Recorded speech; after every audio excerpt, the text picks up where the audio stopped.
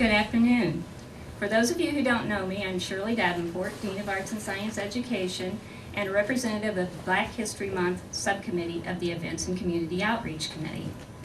On behalf of that committee, as well as our co-sponsors, the Library, the Cultural Diversity Committee, and the Student Senate, I'd like to welcome all of you to our special presentation in honor of Black History Month. We have with us today Dr. Scott Holzer, who will be presenting The Harlem Renaissance, the Birth of a New Consciousness and the Origins of the Civil Rights Movement. But before I introduce Dr. Holzer, I'd like to let the students know that the faculty, the library will be handing out raffle tickets at the end of the presentation for Kindle Fire, and those will also serve as your proof of attendance. And we would like to request that the audience hold any questions until the end of the presentation, when Dr. Holzer will allow time for Q&A. And now to the reason we're here. Dr. Scott Holzer received his BA in History at Humboldt State University and his MA and PhD in History at the University of Mississippi. He has 21 years of teaching experience, including 17 years here at Jefferson College. But Dr. Holzer's commitment to education reaches far beyond the classroom. He's past chair of both the Faculty Senate and the Academic Affairs Committee, and he's the history liaison for our dual credit program. Professor Holzer has demonstrated his support for our students and the community by serving as club advisor for the campus chapters of Phi Theta Kappa and Habitat for Humanity. He has received numerous recognitions for excellence in teaching and service, including the Emerson Electric Award for Excellence in Teaching and the Student Senate Outstanding Faculty Member of the Year Award. He has twice been named Phi Theta Kappa Teacher of the Year, and most recently, he was named the recipient of the 2014 Governor's Award for Excellence in Teaching. We're honored to have Dr. Holzer as our guest today.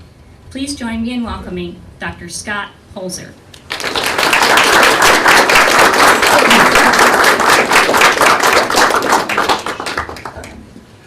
Thank you all for coming out. I think the last time I was the Phi Theta Kappa advisor, it was a different millennium, so that was quite a long time ago.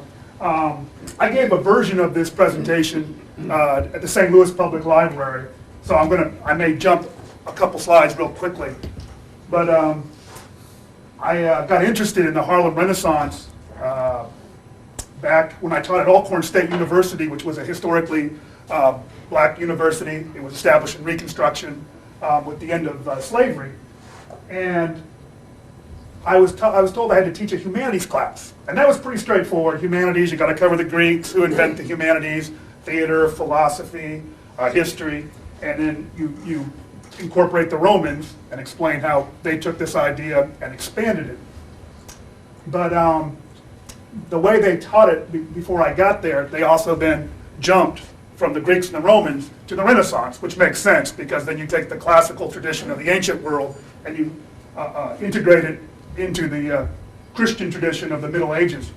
So I decided to do that for the first third and the second third, but then I decided I wanted, because my students were all African American, to then incorporate the Harlem Renaissance, because this was a really unique movement that started to explore African American identity and consciousness, and I thought, I didn't know that much about it, but I thought this would be really salient.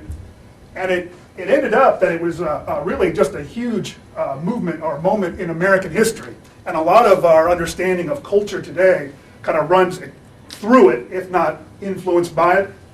And I think you'll see it as we go along. I don't want to jump into it too quickly. It is a civil rights movement. It's very unique in that sense. It's an art movement with an ideological agenda, and it's really not tied to politics. It was tied to kind of a social equality, so it's distinct in that way. Now, for those that don't know, William Wells Johnson, great songwriter, great poet, great writer, he penned a song called the Lift Every Voice and Sing, that's sometimes known as the Negro National Anthem. That was during the age of segregation. That was sung in African American schools all the time. And you can see as a consequence of the Harlem Renaissance, both of these artists were Harlem Renaissance participants, but they're addressing, for the first time, this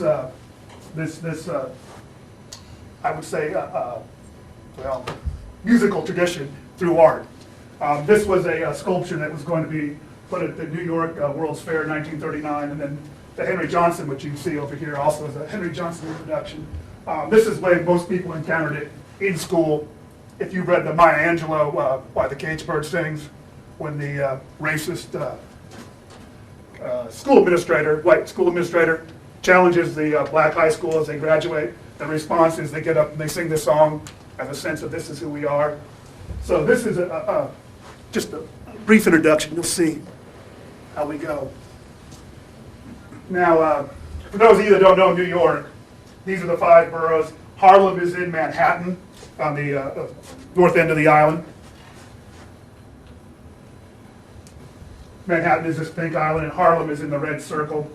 It's this yellow section right here. Hudson River on the left, East River on the right, and then the Harlem River behind it. East Harlem, sometimes known as Spanish Harlem, was not really part of this. There's that George Washington Bridge that's made Governor Christie so famous. Now, the spearhead of this movement is W.E.B. Du Bois. He was editor of the NAACP paper, The Crisis, for 25 years, and it's going to be his crusading that kind of drives the Renaissance. He's one of the great American intellectuals of the 20th century. During the late 19th century, Booker T. Washington was the great American intellectual representing, or leader representing African American community. And his position is largely called accommodationism. He didn't stand up to the racism of the day. He was trying to do the best he could, given the tremendous problems. And it really outraged W.E.B. Du Bois. He was an integrationist from the beginning, even during the rise of disfranchisement, segregation, and lynching. But he was marginalized and very frustrated. Eventually, Booker T. Washington died.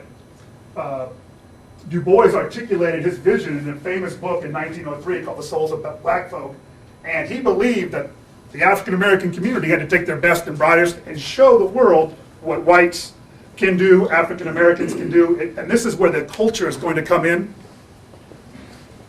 There, he's at his desk at the Crisis.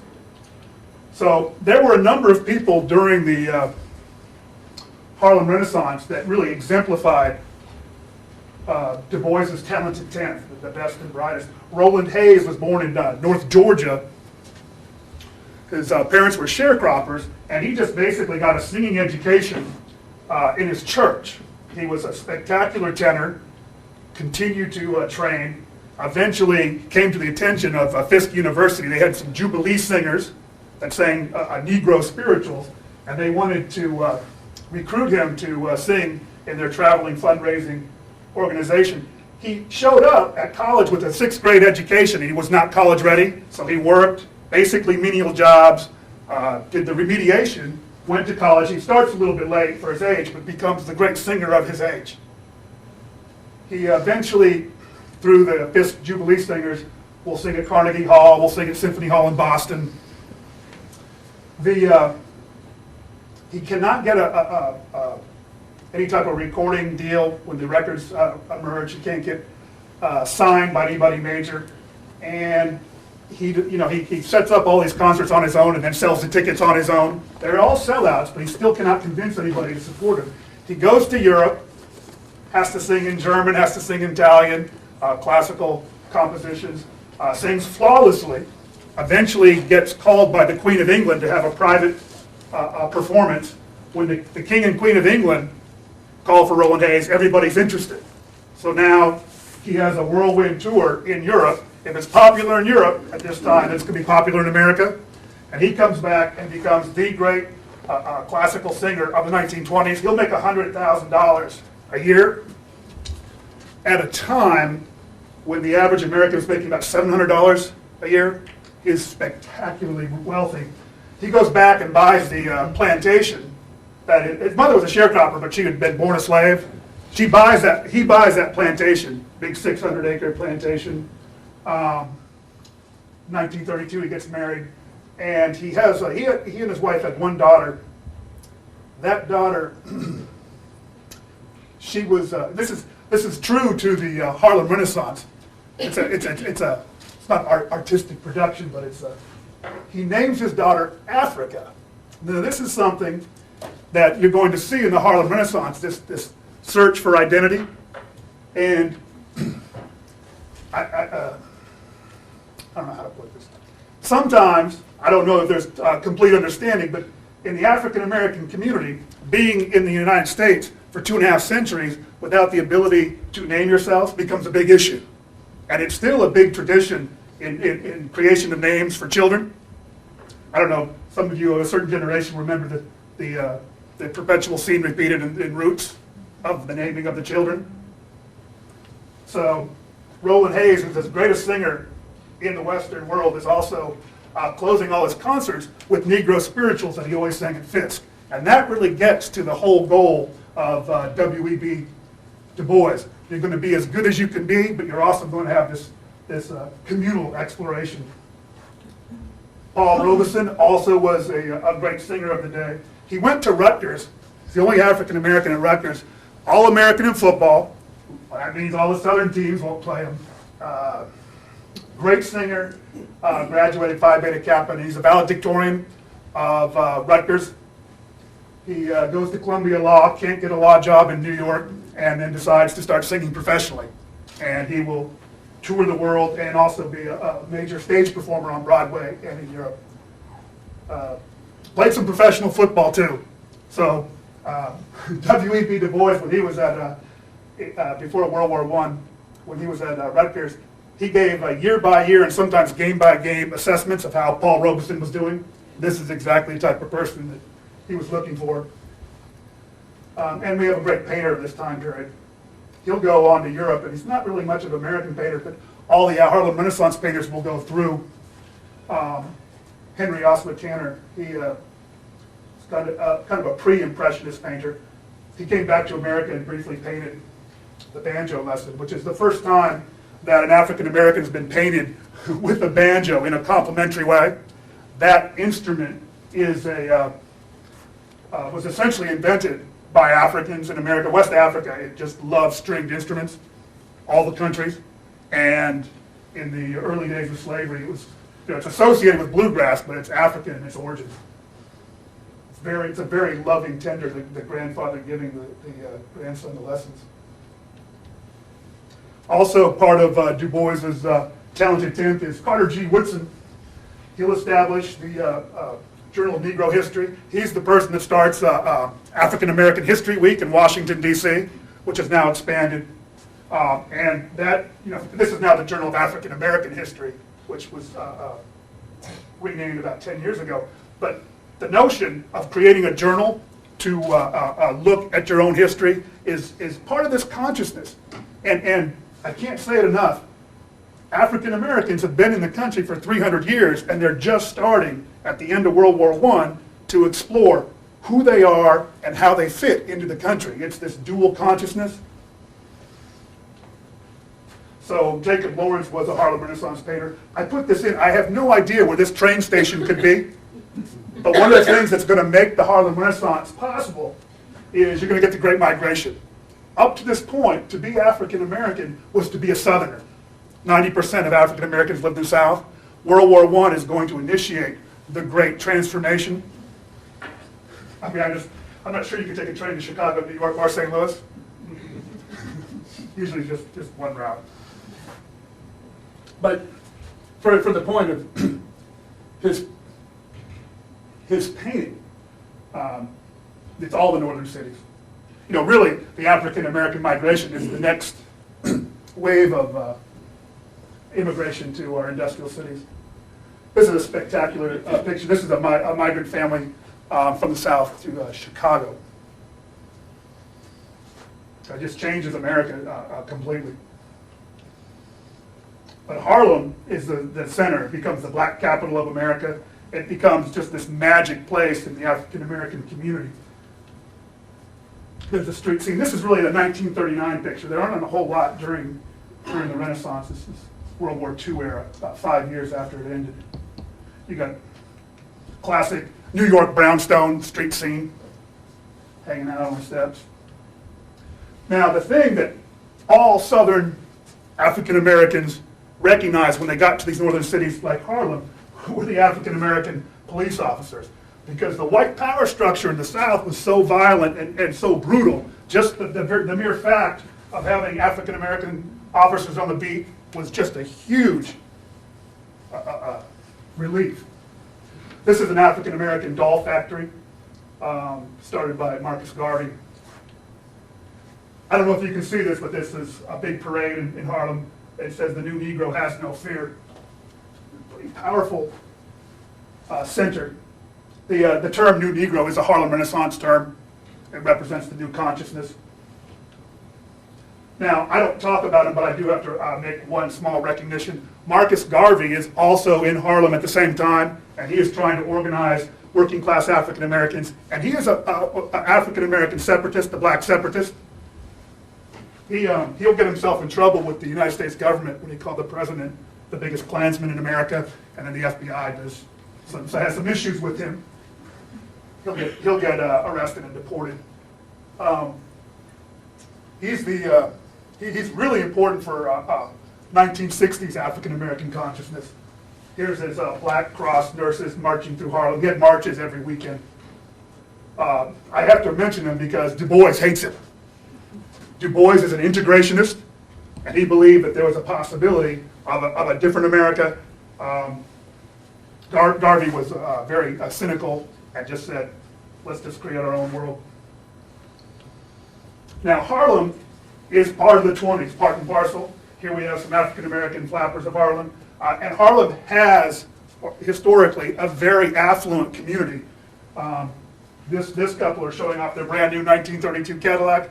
That's in the midst, the worst year of the Great Depression. So they're doing very, very well. And they also got the good raccoon skin coats that everyone's supposed to wear at the time, right? Now, the wealthy part of Harlem is this area here known as Sugar Hill. This is where Du Bois lives. Walter White will live. Thurgood Marshall will live there later. Willie Mays, when he plays for the New York Giants, lives there. The Polo Grounds is not too far north of Harlem. Now, during World War I, this is really important to the Harlem Renaissance, America makes a claim on everyone supporting the war. We're super diverse. We have immigrants from all over Europe. And African Americans are treated as another group. Now, mind you, I'm trying not to make this too dreary, but it's a period of probably the worst racism in American history. We ask for the African American community to send its young men to fight, and then we also ask everybody to come support the war. We paid for wars, World War I and World War II with bond drives. And if you notice, we have all kinds of names of different ethnic groups, but at the very top of the list, because so many African Americans have Anglo-Saxon surnames, they just went ahead and picked Du Bois. There's not a large French community in the United States. That's a tip of the hat to saying we'd like African Americans to step forward and support too. One last thing about World War I. One of the most decorated, most famous units was an African American unit, the 369th Regiment. They're known as the Harlem Hellfighters. The United States Army wasn't comfortable dealing with black units, so we just gave this unit to the French. And the French were so grateful, put them on the front lines immediately, and they fought all the way to the end. They made it to German soil. They have the credit of advancing the farthest of any American unit. And the French were so grateful, they awarded the entire unit the Croix de Guerre, or the Cross of War. So they're the first unit to return to New York also. And they march from down Lower Manhattan, Battery Park, all the way through the city. All of white New York turns out, but when they hit Harlem, the place just starts rocking. There they are marching. There's a couple of individuals that got the Croix de Guerre. The French loved Henry Johnson. He apparently, may have killed 20 German soldiers on an outpost in no man's land. He was 5'4" and about 140 pounds. And the last couple people he killed was just with a 9-inch bolo knife. The French called him the Black Death. And I always thought that if they ever had a good wrestling name, they could kindle that moniker. But he got his own car, and he didn't have to march up Manhattan. Everybody got to see Henry Johnson. He was quite pleased. Now, one last thing about this Harlem Hellfighters unit. They were going to introduce jazz to Europe. They had a unit band led by Jim Europe, great name, and they're going to play kind of an orchestral jazz, probably orchestra ragtime, but this is where jazz becomes really interesting to Europeans. And he's going to come back and create a music union in Harlem and get Harlem musicians jobs throughout the city. Really important figure. The drum major for the unit is somebody named Bill Robinson, probably one of the greatest dancers of all time. White America didn't know about him until he starts dancing on Broadway. Then they know him by a different nickname, Bill Bojangles Robinson. But he was in the Harlem Hellfighters as well. He's probably more famous in the 30s. This is the little colonel dancing with someone named Shirley Temple. It's in some quarters considered a very racist portrayal because he has to be in a subservient position because that's the rules of Hollywood in the day. But that is the first time that you have an interracial dance in Hollywood. And later on, Shirley Temple she claimed that Bill Robinson taught her how to dance. She loved him, and she's done with Hollywood by the 1940s. But she always was a great fast friend. Now, back to the NAACP, there's the boys. When the war ends, and we have the Great Migration, we have African Americans now in cities. One of the worst race riots in World War I was in East St. Louis. We still aren't sure how many people died, between 40 and 200. Excuse me. So they organized in New York, it's considered the second civil rights demonstration, this big march. It's called the Silent Protest. Nobody said anything. The people that witnessed it said it was staggeringly powerful. Not a word, just people pouring by, just saying, this is the children's unit. So one of the signs says, "Thou shalt not kill." I think it's kind of interesting to note. This is the first time that children are employed in a civil rights protest, well before Birmingham, 1963. And also during the Harlem Renaissance, the NAACP continued their big fight against lynching. This is just the office flagpole that whenever a lynching happened in America, it was announced, kept track of it. But that's not going to be the focus of the arts movement. This is what Du Bois was asking people to explore, this two-ness. I hope y'all can read in the back.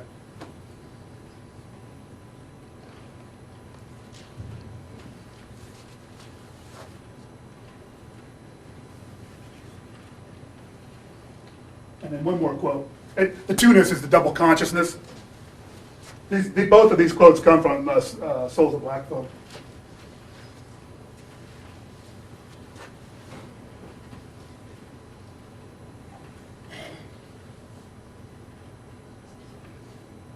You know, Du Bois is a really interesting person. He is the first African American to get a PhD from Harvard.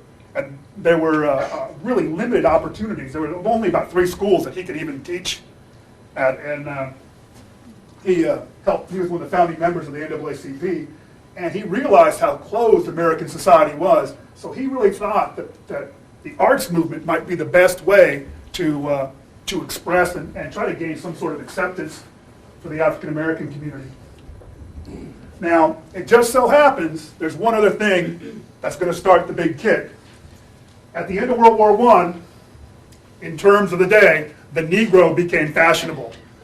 Being black all of a sudden comes in style.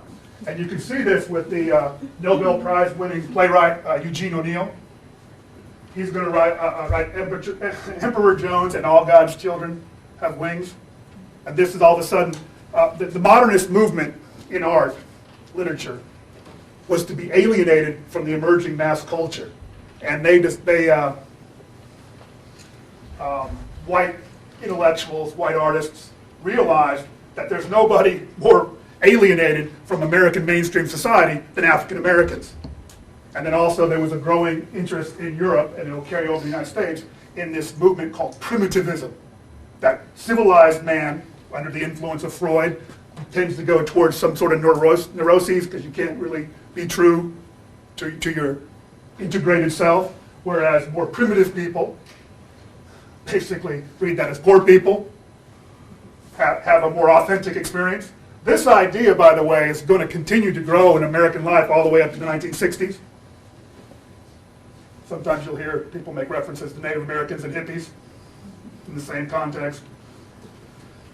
T.S. Stribling, who is a famous Southern writer, he wrote a book on passing. And if you don't know what passing is, it's a major theme in this Harlem Renaissance. It's about African Americans of mixed ancestry that are light complected, that can be white or black. And this is really interesting because it challenges all the rules of race. What is black, what is white, and especially the idea of how you choose. Now, that's how this affects the African American. Du Bois loved this because now there's an opening for African American artists to explore this, and their voice can be heard. One last thing that's going to be influential is the African American on Broadway. Lots and lots of musicals. Shuffle Along was a musical review. It put out one of the big songs in the 1920s, I'm Just Wild About Harry. And you're all supposed to respond, and Harry's so wild about me. But U.B. Blake and Noble Sissle produced it. Shuffle Along also produced Josephine Baker. But she will largely explore the same themes in France that will be explored in Harlem. James P. Johnson is one of the great stride pianists of Harlem, and he's the partial author of the Charleston, which Josephine Baker is trying to do. It's hard to show it as still because it's a very dynamic dance. Now, got all this coming together. The person who is really the great catalyst in the Harlem Renaissance is Charles Johnson. He was a research director for the National Urban League, which is a parallel organization to the NAACP, founded essentially at the same time. What he decided to do was to have, Du Bois is the editor of the Crisis, he's the editor of the Opportunity. In his magazine, he devotes an entire issue to a music competition. Somebody's busted.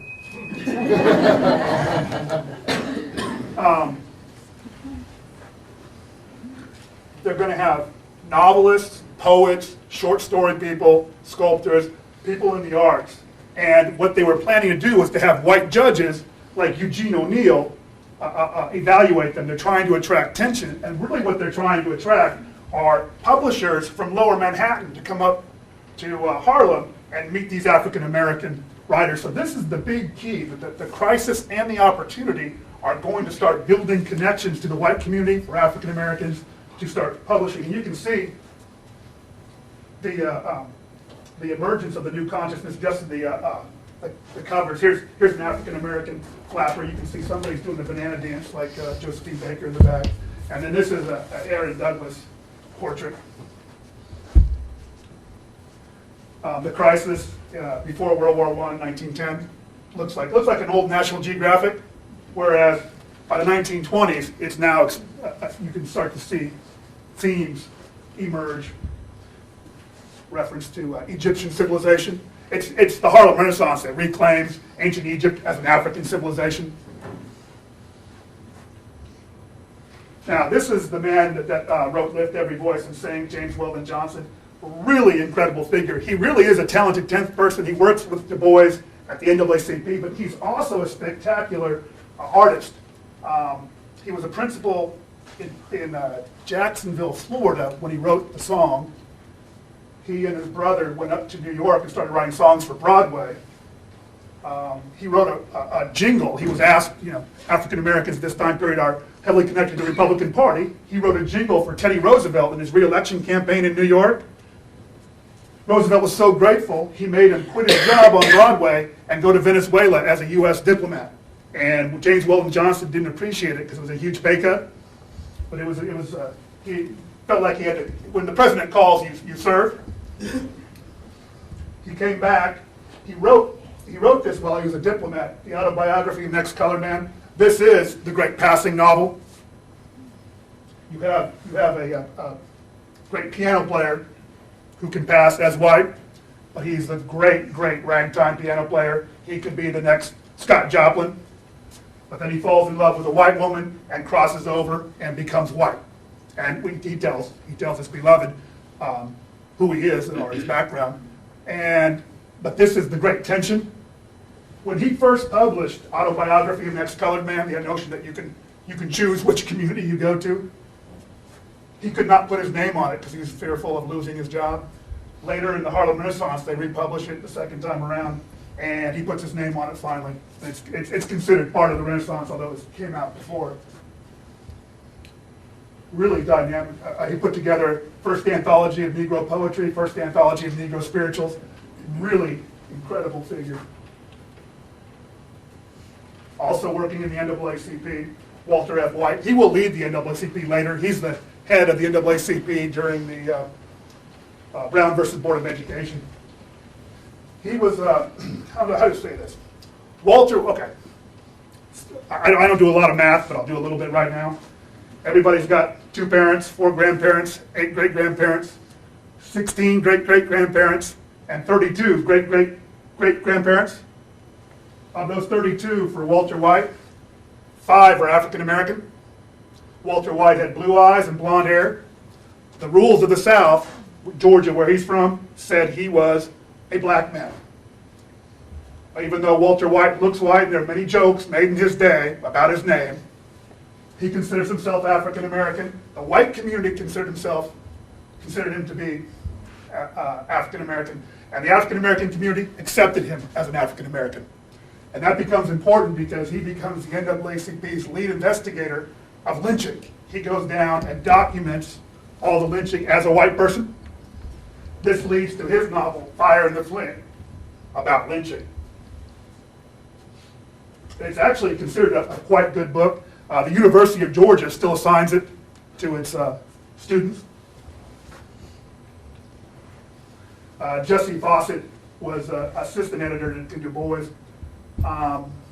She was dismissed. She was probably the biggest writer of the Harlem Renaissance. She wrote 4 books. She wrote about upper class African Americans, which is partly why she was dismissed. Wrote kind of comedies, social satires on social manners. She was from Philadelphia, very graceful writer, and just now she's kind of going through her own little renaissance. People are recovering her, are starting to read her again. I had to put this out. This is again Jessie Fawcett, but she's painted by one of the Harlem Renaissance writers. She's almost never mentioned, but she was the first published, and she published 4 times, four prominent novels.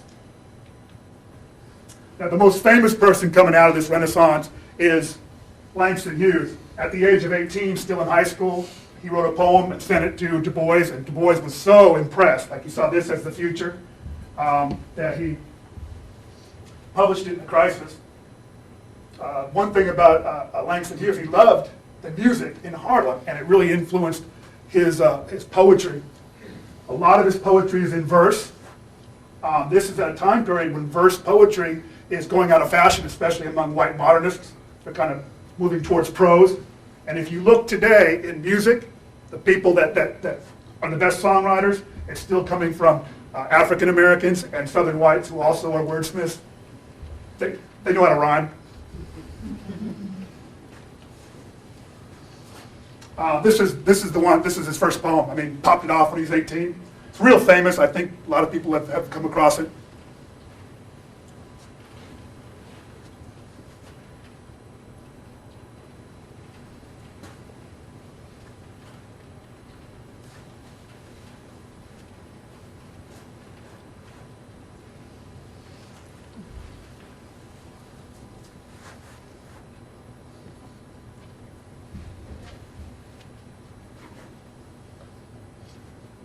The thing about the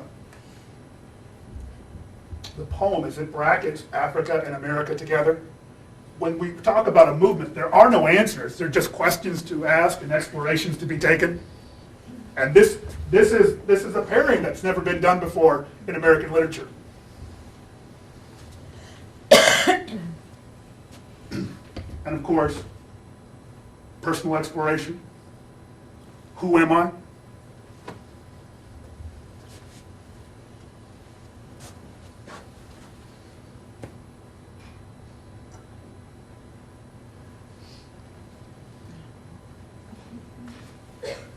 might be redundant, but the whole notion of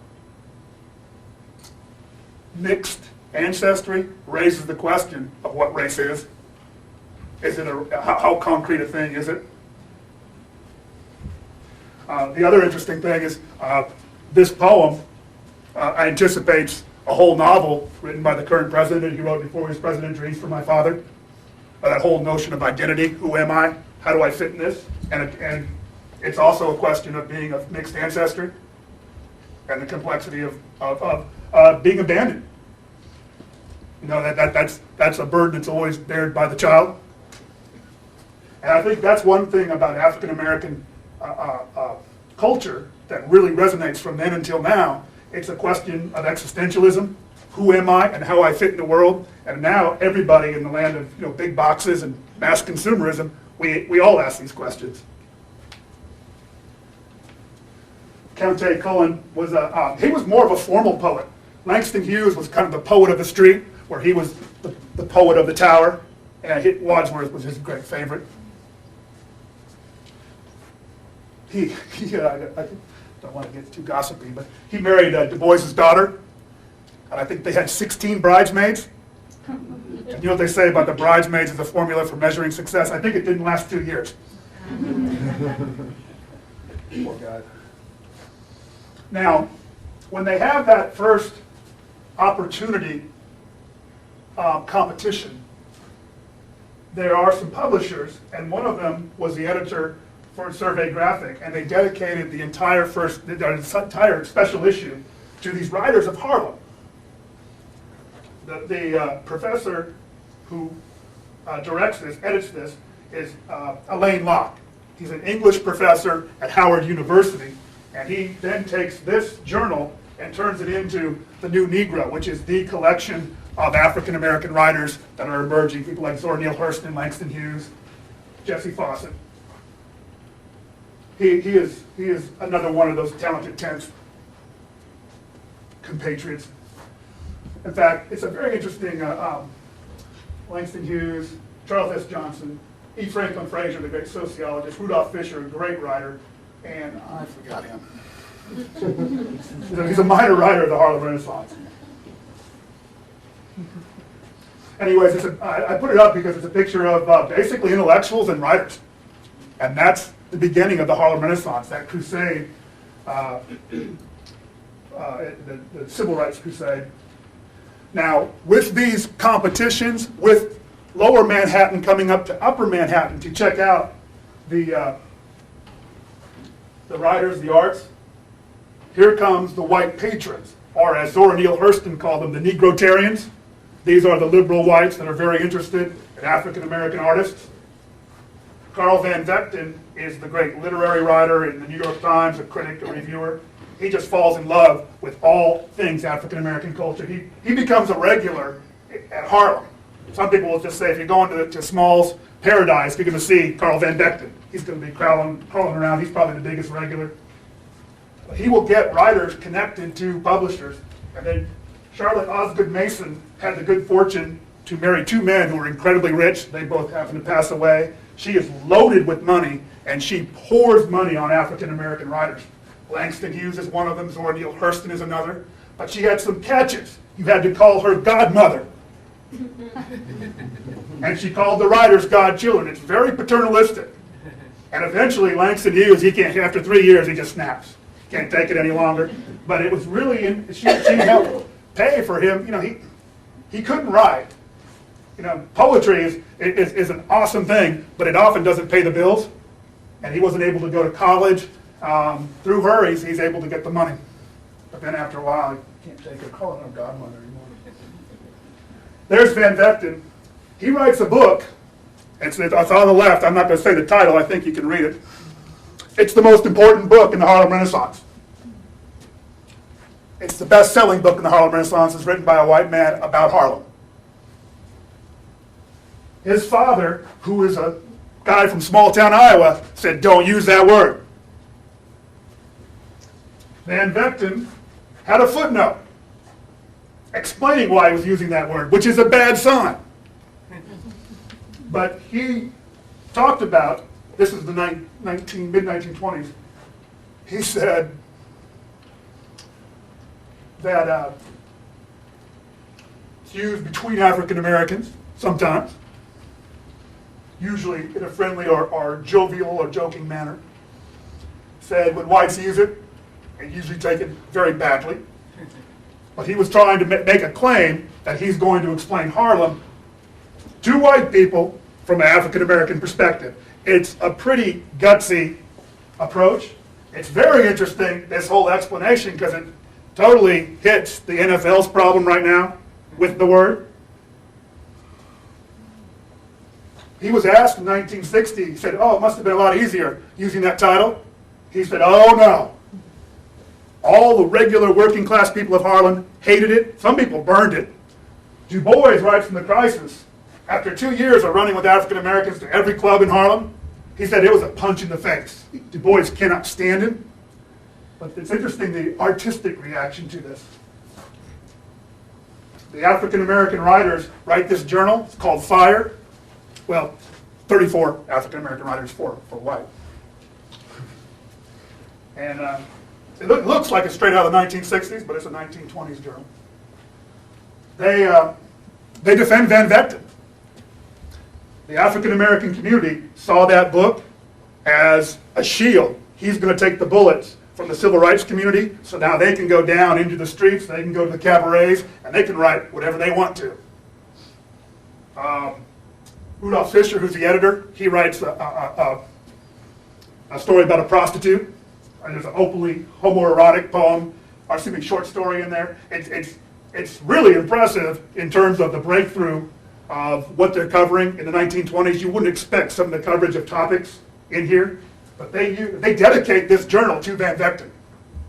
And there is an article about upper middle class intellectual snobs who tell us what is art. This is basically the next generation bucking against the parameters set by the civil rights generation. They want to cover what they want to cover. Langston Hughes is in there. Zora Neale Hurston's in there. All these African American writers who got their first start by the civil rights community now rejected. They're not against the civil rights agenda, but they don't want to be told what they can write about.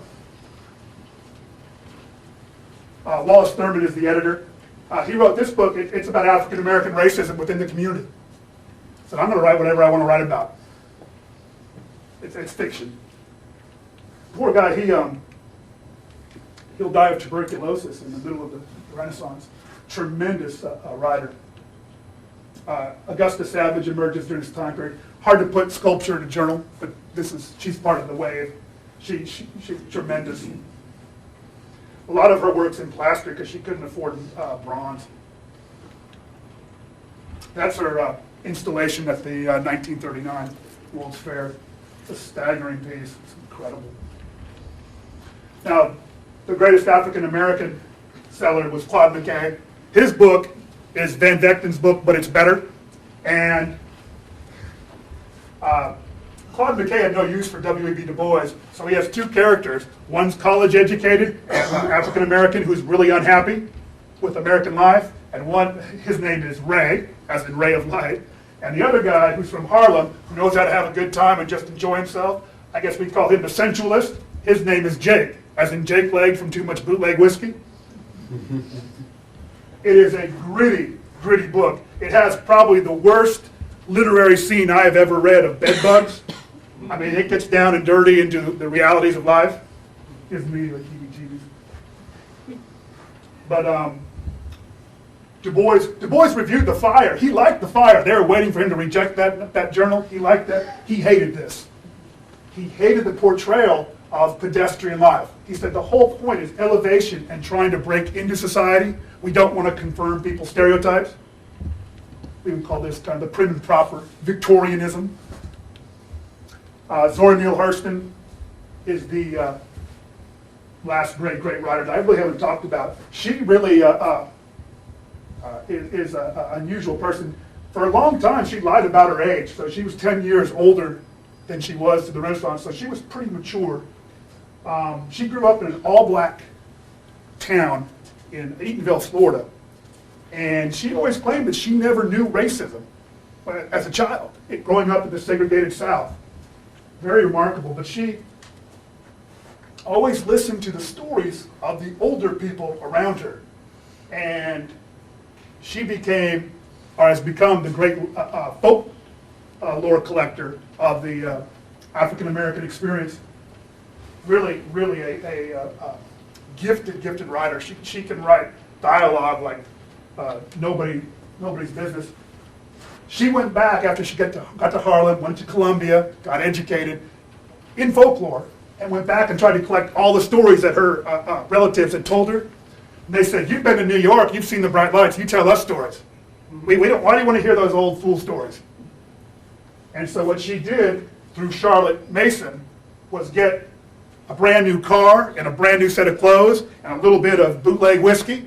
And she started going into Alabama, Georgia, and Florida, with the gravel spinning out, and she'd come into a little hamlet, and people would run out and say, "Who are you?" And she'd say, "I can't tell you. I'm just a bad bootlegger's woman on the run. Can I stay here a while?" They say, "Oh yeah, stay here." And she'd bring out the talking juice, and people have a few hits, and pretty soon they're telling all their stories, and she's sitting there writing it all down. She is one of the great folklore collectors of all time. She just could her short stories are even better than her books, but Their Eyes Were Watching God is spectacular. It's not a Harlem Renaissance book. It comes right at the end, but it is a spectacular tale. And one thing that's interesting that runs through her work is it's incredibly empowering to women in a time, in a place where it was very, very hard road to go. This is her great Harlem Renaissance book. It's a spectacular collection of folklore. And African American folklore is really interesting because it comes from two places, West Africa and the British Isles. And it's an incredible blending of the two traditions, Southern tradition and the African tradition. She was the life of the party. She's the person that created the term Negrotarian for people like Charlotte Mason. She always knew how to have it up. By the way, almost all these portraits you see of these African American writers, they're taken by Carl Van Vechten. He was a great, great promoter, even with a bad title, of African American writers. There's her car. When she showed up, people knew there was going to be a party.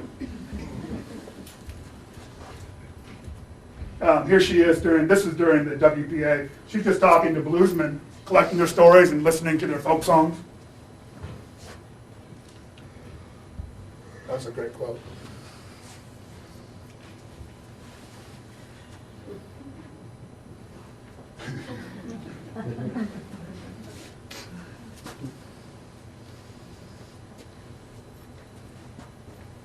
Ben Vechten would have these incredible parties, and it was always essential that Zora Neale would appear. I mean, you have like Sinclair Lewis and George Gershwin, all the upscale people. Valentino once was turned away at his door for a party because Van Vechten's party started at 10, and if you weren't there, the door doesn't open for you. But Zora Neale was always the instigator. She's at a New York book festival. It said the name of the book is American Stuff, and I love the face because you can see that she's thinking about saying something critical. She is the master of the one-liner. I thought I took this out. Nella Larson is half Danish, half African American. She only wrote 2 books. She was a nurse married to a doctor. These are 2 incredible books about passing. She disappeared. She went through a bitter divorce. She got tired of the Harlem Renaissance, and everyone thought she went and became white. What happened was she was trained as a nurse. She was in New York the entire time, and she was just working in a New York General Hospital openly. She was who she said she was. But these books have been forgotten, and they are just now, this decade, being recovered and being considered just absolutely excellent works. I think because she wrote these 2 books in like a 3-year period and then disappeared, that they were not taken seriously. But her whole goal was to be criticized in The Crisis by Du Bois, and Du Bois read them and said, "These are great." Now, a lot of these African-themed covers are by Aaron Douglas. He's just a spectacular painter. He's from Topeka, Kansas, went to Nebraska. I like this story because it really resonates to me about, in the African-American historical experience, you have the Southern experience or you have the urban experience. But Aaron Douglas has kind of this Midwestern experience, particularly at Nebraska. He's the only African-American there. And that's a story that doesn't get told very much, about being on an island by yourself when you are African American, even though you're just one person trying to get ahead in your life. He said he learned to be very polite and to be very upbeat, and things tended to go well. He's a tremendous artist. He's recruited by Charles S. Johnson to Harlem. And in William Wells Johnson's poems, God's Trombones, he did all the illustrations. And you can see, I haven't talked much about it, but the African American tradition of Christianity. It's a great, he uses silhouettes frequently. A lot of Art Deco with circles and rays and such. But I love kind of the purple hand. You don't know if God is requiring Adam to rise up out of the earth like a flower, or he's just laid him down in a cradle. Noah's Ark. And some of these themes are coming back even in Hollywood. Now, Aaron Douglas really had a savvy streak of understanding history. These aspects of Negro life in 34 were right at the peak of the Renaissance. It's just about to burn out. But he has this arc from Africa to the slave days. And in slavery, the one time you could be free was going out at night into what they called the hush arbors to play music, to pray. Here you can see that classic ray. You don't know if that ray is the light of God shining on that person, or that's going to be the North Star that will lead you to freedom. And believe me, every semester I try to deal with this big mess called Reconstruction. And here Aaron Douglas just made one painting that explains it all. Slavery's over, freedom's come. African Americans have the vote. Pointing at the State House, time to take some political power. Coming out of the, emerging from still at the sharecrop, which is not a good way to go. The Night Riders trying to take away the vote. The soldiers allowing the vote to happen. You'll notice with the Art Deco rings are always, here's the Emancipation Proclamation being read. Here's essentially the 15th Amendment giving the vote. And then, of course, the Great Migration. I love the saxophone comes to the cities. And you'll see these kind of, little creepy hands. That would be the Southern racism that they're trying to escape. Walking on a stairway of years to the factories of the North. There he is with Arthur Schomburg, the great, he's the archivist of the Harlem Renaissance. But you get a sense of how big that painting is. Palmer Hayden, another Harlem Renaissance painter. I love the janitor who paints. Literally, he's in the closet. By day, he's a janitor with his dust broom and his broom and trash can, but that's who he is. Spent a lot of time in France with Henry Tanner. But jazz was big there too, so it worked out well for him. This is Henry Johnson, self-portrait. You can see some of the themes. This is a chain gang, and it's got the classic primitivism, the lines, the swoops. But what's so remarkable about that is you can see is deep Christianity. It's 3 chain gang members. The one in the middle's got the cross, like they're on their way to Calvary. I don't know, in a two-dimensional surface, in a primitivist painting, the Johnson seems to capture the hip shake that was so dynamic in music of the day. It's pretty well done, although that's during World War II. The Lamentation. And this is common among all people, exploring their relationship to God. You understand the divine in your own image. So you have a black Mary and a black Jesus. got to go out. Archibald Motley's interesting. He was from New Orleans, went to Chicago. He didn't go to Harlem. His work did on all the shows. That's a painting of his grandmother. If you don't know the Louisiana experience, the large number of African American Catholics, so you have a prominent crucifix, which you don't see very often in African American art. And there's something else I want to show about that later. That's a painting by Motley. Very, very nice painting. The title, though, tells you that even the painters are exploring the same themes as the writers. That term, octoroon, is a New Orleans term, meaning you're 1/8 African American. And in New Orleans, which is very different racial experience than the rest of the country, that was a separate caste. This is my favorite painting. 1920s is the big time period for the rise of Pentecostalism. And you can literally see, this is that moment, this woman is witnessing, and you can see that the wind come through, the Holy Spirit fills the sanctuary. Even the usher helping the man, everyone's feeling it. I like the woman behind me. She's not really sure this is going to be a good thing. It's that moment of release.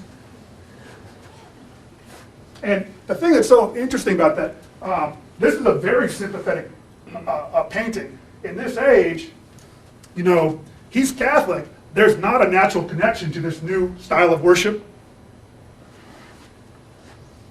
But I'm impressed. And then, of course, these are where all the modern book covers come from, Mr. Motley. He has some great depictions of the jazz scene. I'm still worried about that woman's cigarette in the club because I think someone's going to get burned. Another one.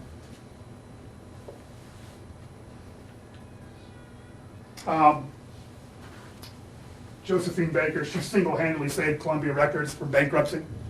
She's a big blues singer. The thing about blues in the 20s in Harlem is if you listen to it expecting blues, you're not going to get Howlin' Wolf or Muddy Waters. You're going to get jazz-arranged blues songs. It's very different. But she was one of the best-selling singers of the day.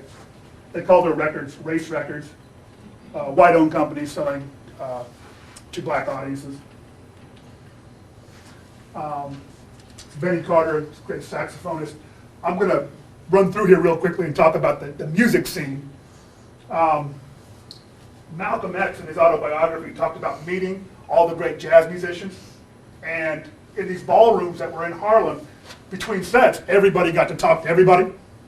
The other thing that you'll see is that you have lots of interracial audiences. That's probably the least appreciated aspect of the Harlem Renaissance, the music scene, is everything was pretty much interracial except for the clubs that wouldn't allow African Americans in. There's 120 places, bars, grills, chicken shacks, rib joints, theaters, ballrooms. 1/3 of them were Jim Crow. They wouldn't allow African Americans in. The performers were all African Americans. The people serving food and making the food were all African Americans. The Cotton Club is the most famous example. But this is an integrated audience, and that's the Savoy, which is, to me, the greatest club in Harlem. That's the Harlem Renaissance Casino. The Harlem Renaissance Casino. The ballroom was upstairs. You can do your gambling and such downstairs. But that's a pretty big room, if you know. Notice the roof. And it's in these ballrooms where you get the rise of New York basketball. The Harlem Wrens are named after the casino. And in the early days, they had this white team that was their nemesis up in Boston called the Original Celtics. So eventually they adapted their style and they became the most dominant basketball team of the late 20s and early 1930s. And they played all their games in the showrooms. This guy here, Clarence Fat Jenkins, point guard. He was point guard for the Harlem Renaissance when they won 88 games in a row. John Wooden, the great basketball coach of UCLA, played against this team and says the greatest team he ever saw in his life. Clarence Jenkins played 20 years in the Negro Leagues and batted over .330. So 20 years of basketball, 20 years of baseball, dominated both sports. There's the Cotton Club. That's probably the most famous because it was, run by mobsters. And it was another example of a place where African Americans didn't mind playing there because it was a liaison to record deals. That's where Duke Ellington gets his radio contract and he's heard across America. Fletcher Henderson was the great orchestra leader and really started integrating the orchestras that Jim Europe used into jazz. That's the one great New York contribution to jazz. Well, striking. Fletcher Henderson brings somebody named Louis Armstrong from Chicago. And that's where, even though Louis Armstrong was dynamic in Chicago, that's where America finds out about him. Ethel Waters is the great blues singer of the day. She toured with Fletcher Henderson. I'm going to show you a clip here of the Nicholas Brothers in just a second, but they will appear for the first time really in the Cotton Club where they're discovered. Hollywood discovers them at the Cotton Club. And then when Fletcher Henderson leaves, Duke Ellington comes.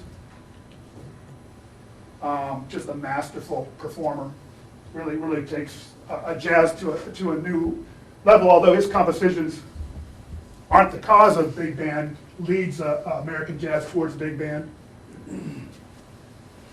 That's Cab Calloway. I'm going to show you a video here of Cab Calloway. Just a second. All-white audience. There's somebody named Joe DiMaggio after Game 1 in 1937. He just hit the game-winning home run off of somebody named Carl Hubble of the New York Giants. And where do you go to celebrate winning your first World Series game? Got to go to the Cotton Club in Harlem. The great club, though, is the Savoy. It ran an entire block from pretty much, it's a massive interior. They had a bandstand at each end, and when they always had two bands, and when one stopped, the other one started, and people literally ran down from one end to the other to dance. They had a special section in the middle called Cat's Corners for all the best dancers so everybody could come and watch who's got the right moves. It's a spectacular time for American dance. There were such good dancers, and they were known that certain musicians coming through would try to write songs for the dance moves that they had, and they would name them after the dancers themselves. Herman White was the bouncer. He's going to start recruiting these people and turn them into the great Whitey's Lindy Hoppers. It started in the 20s, but really hits America's mainstream by the 1940s. It seems like a great way to get hurt, but it's spectacular. Let me backtrack here. I'm going to interrupt this. See if I can convince you how impressive this can be. Now, these dancers came from the Savoy. They're in a Hollywood film. They had something called the Hays Code at the time. The Hays Code did not allow African Americans just to be in any role. They had to be in subservient roles. They had to conform to the status quo. So all the musicians and all the dancers are wearing uniforms, essentially, of maids or chauffeurs, domestics. But they are spectacular performers. I guess the whites in this movie are trying to run a talent show. They can't find anybody, and the joke is that they're on top of all this tremendous talent. So, do I need to do anything, Joel?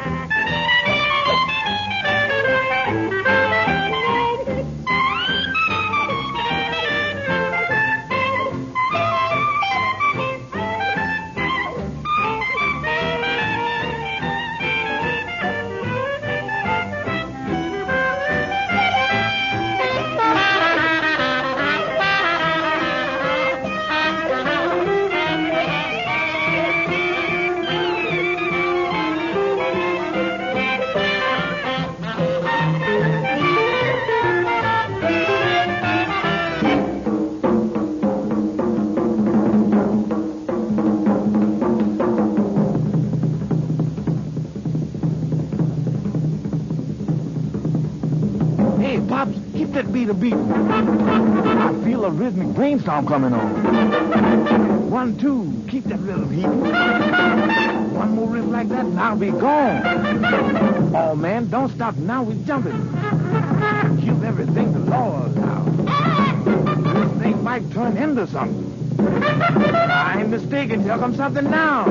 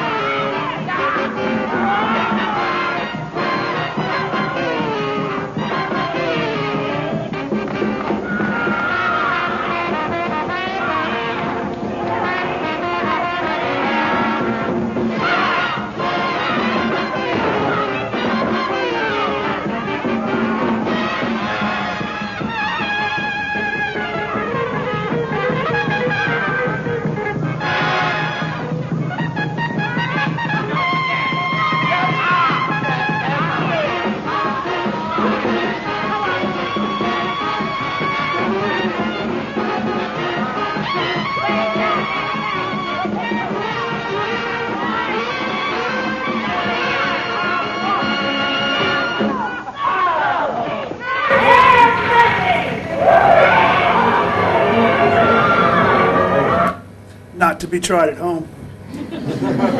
But that's exactly the way Cat's Corner would go, where you would take turns and people would slide in, slide out. That movie is basically created to work in Harlem Renaissance acts. I got one more clip, but I'll just go ahead and do it. This is a scene which is supposed to be essentially a Harlem cabaret. It's called Stormy Weather. It had Lena Horne in it. It had Bill Robinson in it. It's got the Nicholas brothers. And Fred Astaire always said this was the greatest tap dance performance that has ever been recorded. And Gregory Hines said that nobody could dance a retrospective tribute to the Nicholas brothers because they were so incredible. So let me see if I can. Too much technology.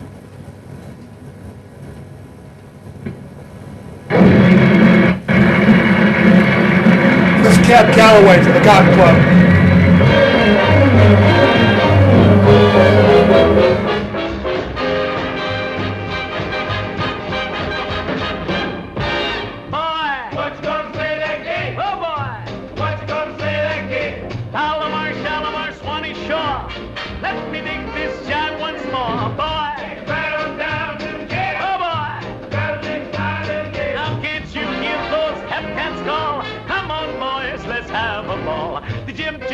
If the jumping jive makes you lick your jive on the mellow side. Hip, hip. Hip, hip. The Jim Jam jump is a silent jive. Makes you 9 foot tall when you're 4'5". Hip, hip. Hip, hip. Now don't you be that icaroo. Get hip, come on, and then you follow through. You get your study full. You make up the joint and jump the like the Gators do. Jim Jam jump is a jumping jive. Makes you like your eggs on the Jersey side. Hip, hip. Hip, hip. The Jim Jam jumping jive makes you hip, hip on the Mahala side. Diddly, boodly, boodly, biddly, bumpity, giddly, giddly, bang, bang, bang, bang, da da. Now I've told you about the jumping jive.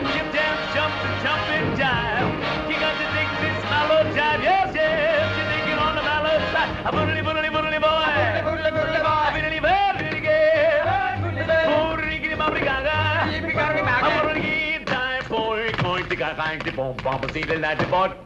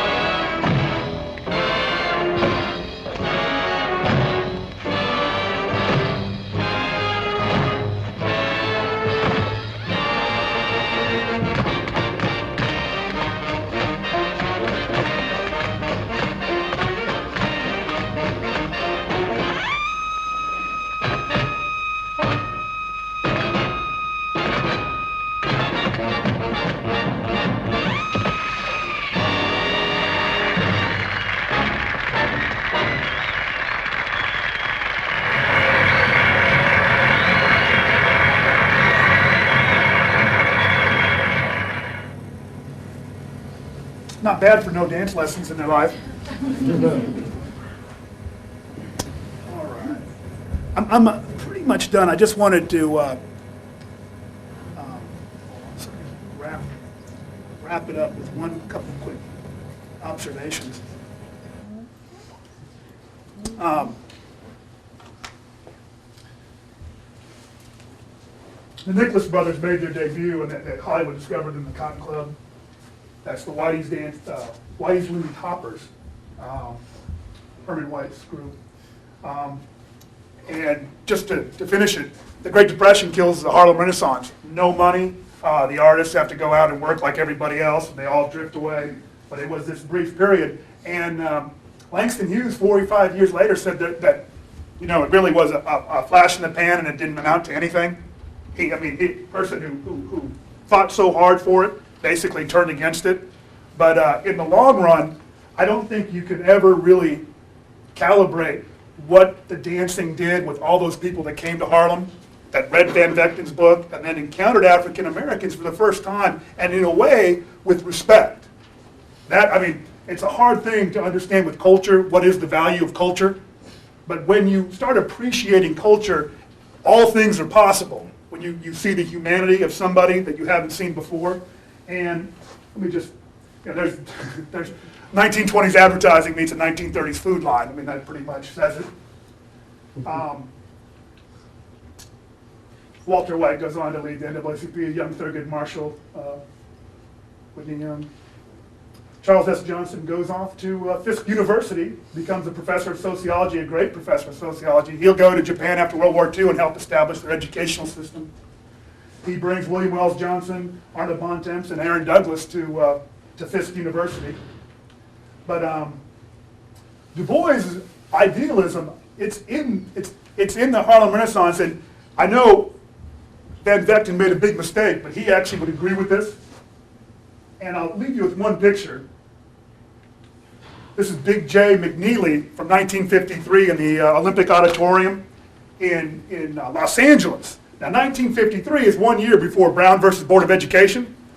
And all you got to do is look at the three people to understand that there's a new consciousness in America where before World War I, you would not see something like that. And these people, I mean, Jay McNeil, he's still alive, by the way, and he still can bring it. He played a style of kind of jump blues, kind of a descendant of Louis Jordan. Honk, they called it. But this actually, they don't look great, but it speaks well of society when people can appreciate each other's cultural creations. And that's about it. Thank you all for coming and your patience on such a beautiful spring-like day.